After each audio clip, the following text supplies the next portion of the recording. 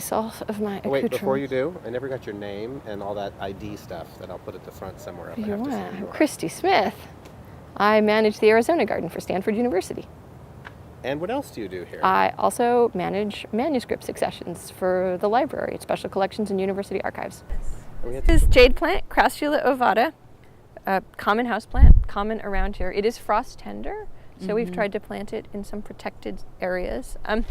I think It's beautiful. I think it's one of those plants that is so common, people don't look at it really. Like I feel juniper is kind of like that.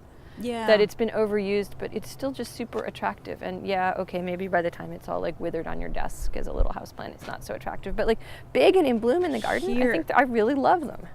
Yeah, I've got one at home, and I was thinking I need to put it in a bigger pot because it hasn't been able to let its feet spread. And you can bonsai them. They look really cool bonsai. Oh, really? Oh, interesting. Well, and you need to prune them to show off the trunk.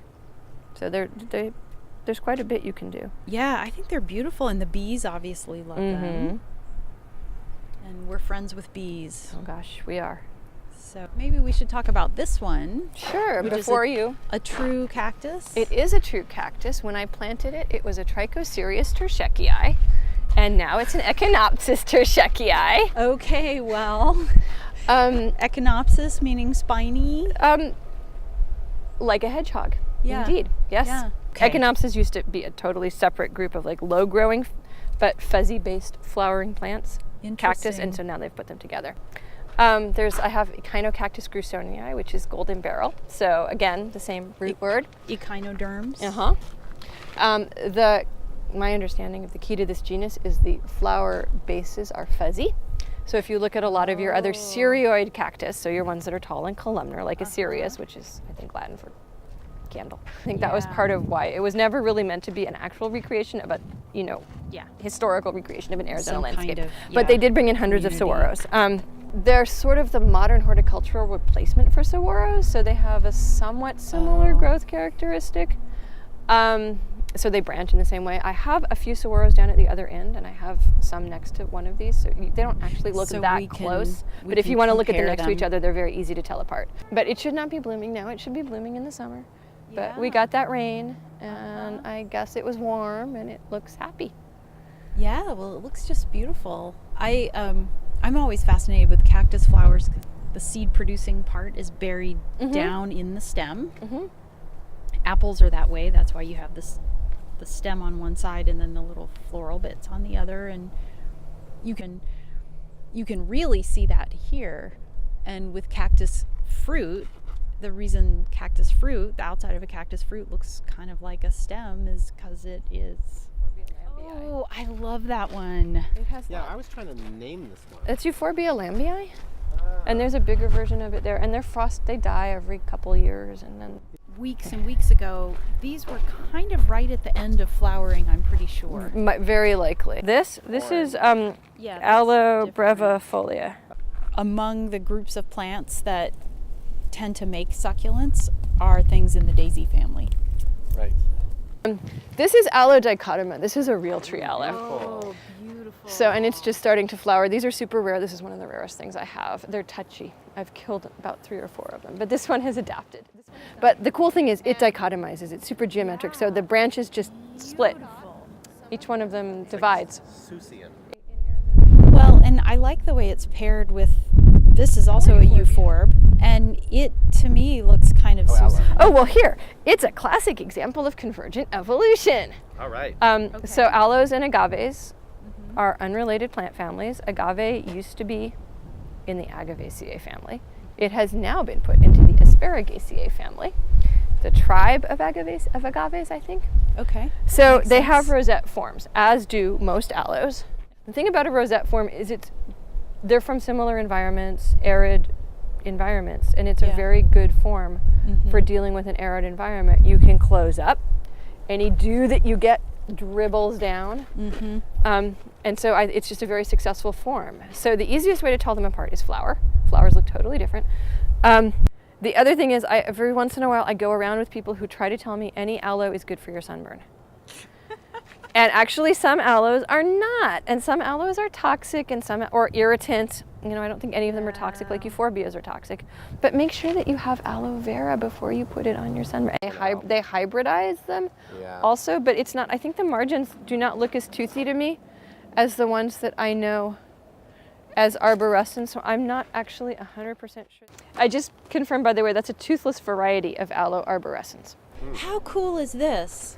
This is branching, and we've caught this. You have caught the growing moment of branching. tip right at the branching. Where? Show? Isn't that gorgeous? That whole... So this is a tip, and that seems to be a tip. But you can't, it's microscopic. This. Oh, It's microscopic. But you know it's in there. Yes. I see. Right, a flowering stalk, that's one kind of branch, and these are other kinds of branches. Yeah, those are not aloes. Those are Nephofia, but they're original. Which ones? These. Thin ones. Yeah. So in the 1880s, they were considered an aloe. They've been reclassified out of the family. Is this in the Azoaceae? Is this ice plant family? It is. It is Chrysanthemum Floribundum. That's Yes. what this is. Yes. And this is interesting because you can see why ice plant is called ice plant. Yeah, It has those it little looks like glittery it's got- crystals. Never It's seen all- that before. Yeah, this one's really pretty. I'm very fond of those decussate leaves. I did not know that word. That's That's what- awesome. decussate. Aloe-plicatillus. When Fan I described aloe. it to you, do you remember the word I used? No. I said it looks like a menorah. There you go. I knew exactly which one you meant. Yeah. So yeah, this is Agave salmiana, variety ferox. And yeah, original descendants of original plants. When they started this restoration project, they had spread all over. Oh yes, you can see why it's Asparagiaceae. I was going to take you over there. Is reclassified. Wow, that one wasn't there. The green Oh yeah, one. it's been there. Well, no, but the green one looks taller or something. It's growing. They can grow like 6 inches a day. These are cool. And we have, Very cool. they were throughout the garden. We've left them only at the edges because when they die, they are monocarpic. Yeah. So they flower, they die, but then they have to be bulldozed out.